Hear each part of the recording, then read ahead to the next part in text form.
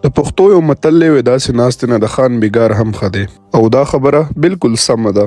د جمعې ورځ راپاڅېدم، اذان مې برابر کړو، تیار مې کړو د جمعې لمونځ ته. نو زموږ چې کوم دی خو دا سلمه جومات دی، نو په دې کې رانه جمع ولاړه وه. نو بهر سایډ ته دغلته یو بل جومات دی، ما ته خو علم نه و، خو بیا راته پته ولګېده چې په هغې کې په 1:30 بجه لمونځ دی. نو ځان مې هغې طرف ته وروکشو.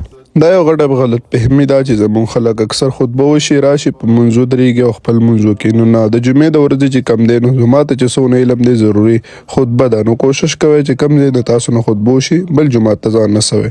نو هماغه شان دلته په 1:30 بجه مونځ و، ښه په تسلۍ سره مو خپل مونځ وکړو. اوس به تاسو وایئ چې په دې زرنج څه کې؟ نو زرنج چې کم دغه ډېر ضروري کار دپاره پکار ده. نو رالم دې نایکانو سره مې خبره روانه وه. خیر په 250 روپۍ مې ورسره خبره وکړه او راغله کوم کاونټر چې و هغه مې ورته وخېجو او سامان مې پکې هم کېښود. بهر ته چې راووتو خپل کشر ورور مې ورسره کېنو، موبایل نمبر مې ورکړو، زه درنه لاړم، تاسو راځئ. د ښار په روانو ما د لارې دا بونې دا بوټي د دې هر څه خپل خوند خپله مزه وي. خو اوس دوا کوئ چې یو نری شان باران پکې وشي.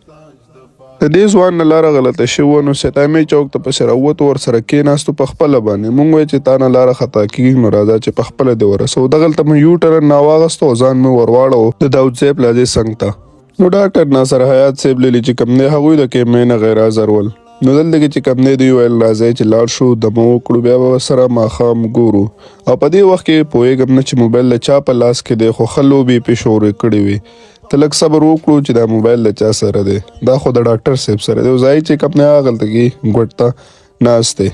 خیر رو جماعت یې وشو، شنه چای پسې هم راغله، دمو پسې هم وڅکله. ناصر ته مې وویل ځئ چې زه د هغه کار پسې وی لږ صبر. نو مې د صبر کار نه دی چې سبا ته یې ختم کړو، خو کار ډېر زیات او اوږد و. خو خیر بهرحال راووتو. د راوتو سره چې کوم دی پوسټر یې مې ولګولې، د طبخي صفایي وه هغه مې وکړه. او په دې کې چې کوم دی ډاکټر وقار صاحب هم پوره کردار ادا کړو، پوره څه چې ډېر کردار ډېر کار د هغه و. حاج پکې هم ولاړو، ټولو ملګرو خپله حصه واغست. بیا ما بایک نو راویستی، نو ناصر گاډی راویستو. زه ورته قار هم شوم چې هلکه زه به برشکه کې لاړ شم، خو هغه ویل نه چې د کور ور سره په نه کوس کړی نو ساعت را باندې نه تېرېږي، بیا به مې وی ټینشن وي. نو مې زه الله هم خوشحاله که زما سره تاسو ټول زیات ډېر زیات په تکلیف کې شوي، خو بس الله دې خوشحاله کړي. ملګري هم همداسې خوند کوي چې په سخته کې دې په کار شي.